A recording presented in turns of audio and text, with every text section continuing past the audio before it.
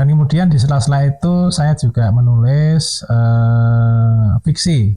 Jadi ada cerpen, cerita anak. Masih imut saya. Masih ikut ya Pak ya?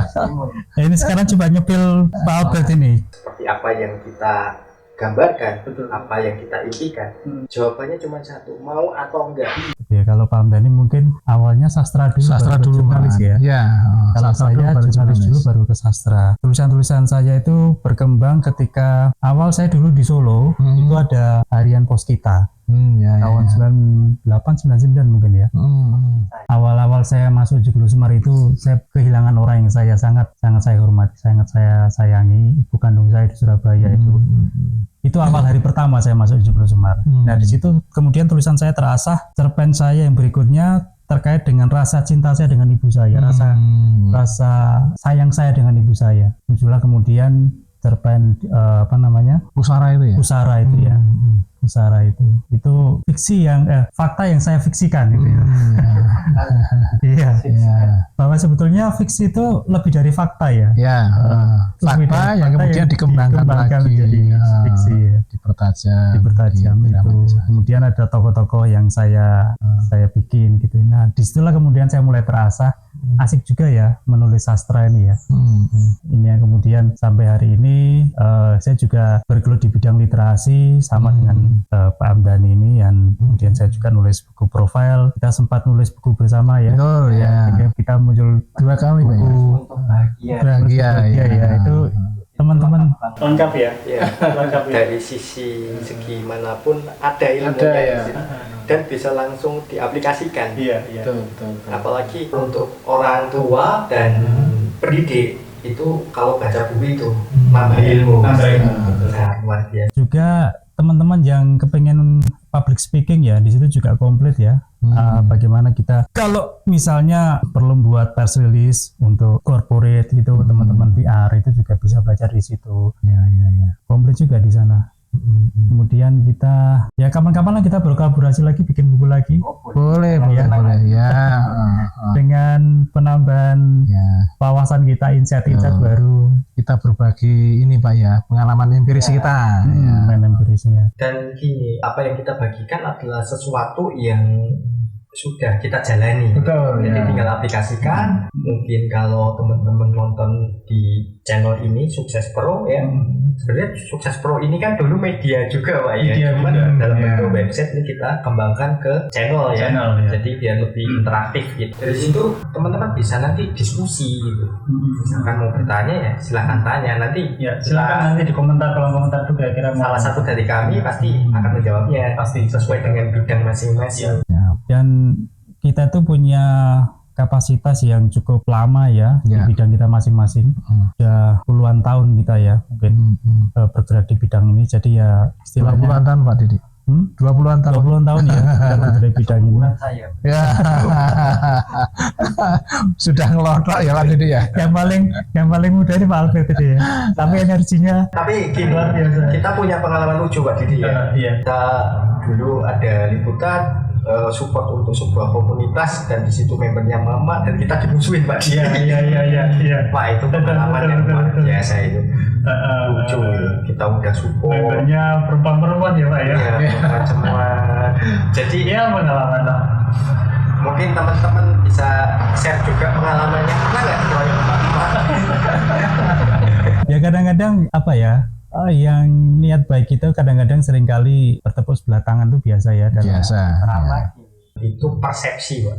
Jadi persepsi yang orang itu kan kadang ada yang mengandalkan egonya, kadang ada orang yang bodoh amat, kadang ada orang yang mengharuskan orang lain ini turun sama dia. Apalagi kita support ke sebuah komunitas yang kita nggak minta untuk dibayar, tapi ujungnya kita dimusuhi kan gitu. Nah ini Pak Albert ini kan sudah lama ya berkecimpung di bidang energi, kemudian spiritual, kemudian manifestasi. Tadi disinggung masalah ego Pak Albert. Ego itu seharusnya bagaimana sih Pak menempatkan? Apakah awal di depan gitu ya kita harus mengedepankan ego dulu karena terkait dengan harga diri, terkait dengan kehormatan, ataukah harus kita simpan Pak? Ketika kita sebelum ini kan ngobrol ada kemarahan tetangga, kemudian harus kita lampiaskan. Apakah ini kemudian ego ini bisa berpengaruh di kemudian hari pada kita yang menyerap energi negatif dari orang lain Pak? Ego itu kadang memang dibutuhkan dalam fase-fase tertentu. Jadi ketika kita mengandalkan ego dan dikit-dikit ego kita, justru itu yang akan menghancurkan kita. Sebenarnya ada tingkatan juga ya, ada ego, super ego, dan id. Nah, seperti yang di belakang kamera yang kita omongin tadi, itu orangnya udah bukan di ego, bukan di super ego lagi, tapi udah id ini lebih parah. Jadi udah ada gangguan dalam kejiwaannya, dan itu kalau dilakukan turun-temurun ya akan jadi sebuah habit yang buruk juga. Karena apa? Kalau orang mengandalkan egonya bukan pada situasi yang tepat, itu biasanya malah ego itu yang akan menjatuhkannya. Entah itu dari segi apapun. Iya, makan Ya, itu bisa ditularkan ya. bisa Pak. Jadi Menular dan ditularkan. sesuatu yang positif itu menular, dan sesuatu yang negatif juga menular.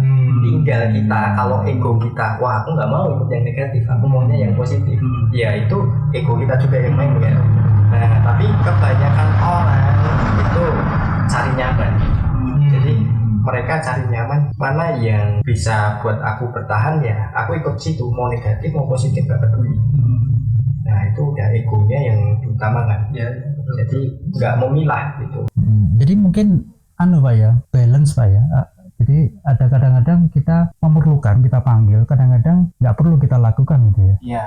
Tapi sebenarnya saya ada sistem juga yang namanya self talk Pak. Self talk. Jadi kita bisa berdiskusi dengan diri kita sendiri yang itu paling dalam, dan dia memberikan tuntunan. Kalau itu negatif dia nggak mau, dan kita dituntun ke sesuatu yang positif. Tapi orang nggak banyak yang tahu. Karena ya itu harus ada pembelajaran yang secara mendalam juga. Kayak setengah meditatif itu Pak ya. Meditasi bisa, dan itu ketika sudah aktif, benar-benar aktif, itu biasanya kita nggak perlu meditasi, kita nggak perlu apa, sudah ada sinyal-sinyalnya sendiri. Mau kita ada bahaya, kita dapat informasi, kita mau beruntung, kita dapat Jadi kayak insting gitu Pak. ya sinyal, bisa disebut insting dengan peka ya. ya, intuisi lah. Intuisi. Nah itu yang perlu diasah. Tapi kadang kan bentuknya macam-macam, ada dia berbentuk visual, ada auditori, tapi kebanyakan sih di auditori. Jadi kayak percakapan dalam diri kita. Nah itulah bagaimana kita harus mengandalkan diri kita sendiri untuk negosiasi dengan ego. Berarti ya kaitannya dengan kepekaan batin kita juga ya, perasaan kita ya. Lah paham. Soal kepekaannya kan juga diperlukan oleh seorang penulis ya. Betul sekali. Terutama yang kaitannya dengan sastra ya. Apa yang terkait misalnya pengalaman ketika ada ide-ide yang masuk terkait dengan intuisi yang dilibatkan itu apa kira-kira Pak? Secara pribadi itu saya itu merasa ini apa namanya, ada sesuatu yang menggumpal yang harus saya tumpahkan. Nah, ketika saya itu menulis, itu saya kadang-kadang memejamkan diri, jam ini kan, membayangkan sesuatu. Nah, emosi saya akan ikut masuk ke situ. Nah, tokoh yang saya gambarkan ini, saya seolah-olah ada di tokoh itu. Nah, ketika saya nulis, saya tokohnya marah, itu saya juga ikut marah itu kan. Nah, itu setelah itu lega. Saya nggak tahu itu, apakah teorinya itu memang ada seperti itu. Tapi saya merasakan benar, rasanya lega, plong gitu ketika selesai nulis. Oh gitu ya. Jadi contoh gini, kita menyanyikan sebuah lagu, katakan lagu Balonku Ada 5, tapi kita hanya membaca ya, kita nggak apa, rasanya pasti berbeda. Beda ya. Ya kan? Nah tapi kalau dalam menuliskan kita rasakan, kita curahkan dalam bentuk tulisan. Bukan dari dalam tulisan kita simpan dalam sebuah rasa. Nah bedanya di situ Pak. Jadi memang rasa itu harus, mau penulis, mau pengarang lagu. Bahkan sekarang zamannya AI, kita mau bikin lagu, mau bikin apa, tinggal ketik aja jadi. Tapi yang hilang adalah rasa. Boleh dibantu AI, tapi rasanya nggak dapet ya Pak ya. Nggak dapet ya. Dan itu juga masih menjadi pertentangan juga. Iya. AI itu di kalangan para penulis itu juga masih menjadi GPT pertentangan. itu ya. ada yang satu pihak itu setuju Ya. dan berusaha untuk menjadi inovasi baru, tapi ada pihak lain yang memang kita lebih cocok untuk menggunakan rasa. Iya. Rasa Sebagai yang pintu muncul. masuk mungkin Iya. ya, hanya sebagai pintu masuk ya. Mungkin untuk mencari referensi, atau apa ketika kita buntu kita bisa tanya, kehilangan ide itu bisa tanya. Cuman kembali lagi kalau rasa itu nggak ada ya sama halnya Istilah Jawanya ampang, Pak. Ampang, hambar. Dan Ya. dan gini, Pak, dalam hati kecil itu nggak ada kebanggaan. ya Karena apa? Itu karya orang lain, Pak. Iya, betul. Karya mesin itu, Karya mesin. bukan karya saya. Harusnya kan juga itu muncul ya perasaan seperti itu. Sahabat-sahabat, mungkin teman-teman punya pengalaman tentang rasa ya. Coba tuangkan di komentar ya. Kira-kira apa yang teman-teman pernah terlibat tentang rasa ini. Coba kita sama-sama belajar ya. Apalagi nih Pak, kita ngobrol-ngobrol apa gini? gini saya mau tambahkan soal rasa ya. Kadang gini, saya seorang pria, tapi saya melihat juga banyak ya dari riset, dari survei, itu permasalahan kebanyakan wanita pakaian dalamnya ada nodanya, pecah. Nah dari situ saya nyari nih, di Indonesia belum ada pun dari Tiongkok. Dan dari situ saya pernah riset juga, saya pernah tes juga, wah gak maksimal. Saya harus punya produk yang lebih dari ini. Dan akhirnya apa Pak? Saya udah punya produknya, saya udah menciptakan produknya dan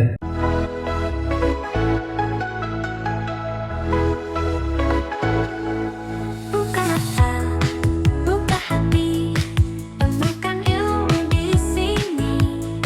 Jurnalistik dan literasi, kita belajar tiap hari. Inspirasi para pengusaha, bercerita kisah mereka.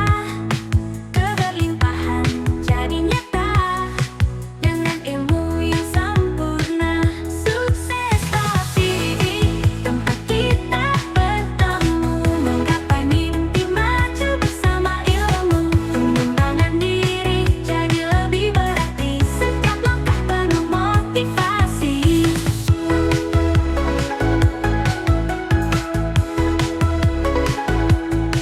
Tiap konten membawa pesan, penuh makna, penuh harapan. Bangun dunia lebih cerah, dengan semangat tak pernah lelah. Dari jurnal hingga pengusaha, sumber inspirasi tanpa batas.